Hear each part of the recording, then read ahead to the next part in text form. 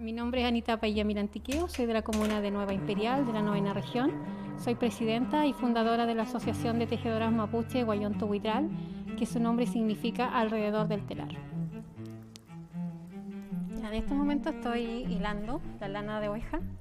Es todo un proceso, porque primero pasa porque en esta fecha, por ejemplo, ya a fines de octubre, noviembre, empezamos la esquila, que significa sacarle la lanita a la oveja, que en el fondo igual es un favor que le hacemos, porque con el calor después las pobres andan todas sofocadas. Entonces acá lo que yo estoy haciendo es transformar esa lana después de un proceso de lavado, de secado, de limpieza.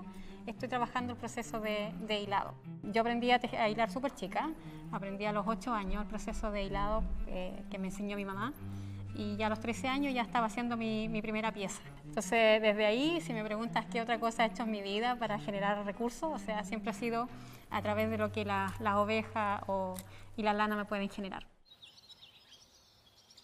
Y me gusta hacer mi telar porque es un trabajo de casa y de cultura. Nunca he dejado de tejer, aunque tuve varios niños chicos, pero seguí tejiendo igual.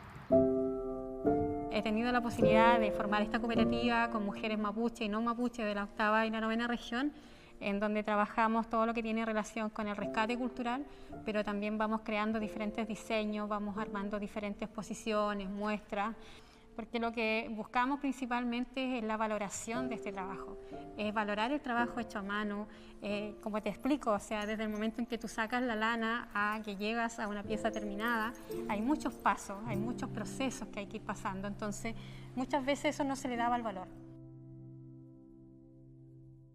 La verdad es que la responsabilidad que tenemos las mujeres no tiene precio y no tiene comparación. Hoy día a mí lo que más me interesa es justamente la continuidad de ese conocimiento y seguir aportando para que las mujeres también sientan que ellas juegan un rol importante en esta sociedad.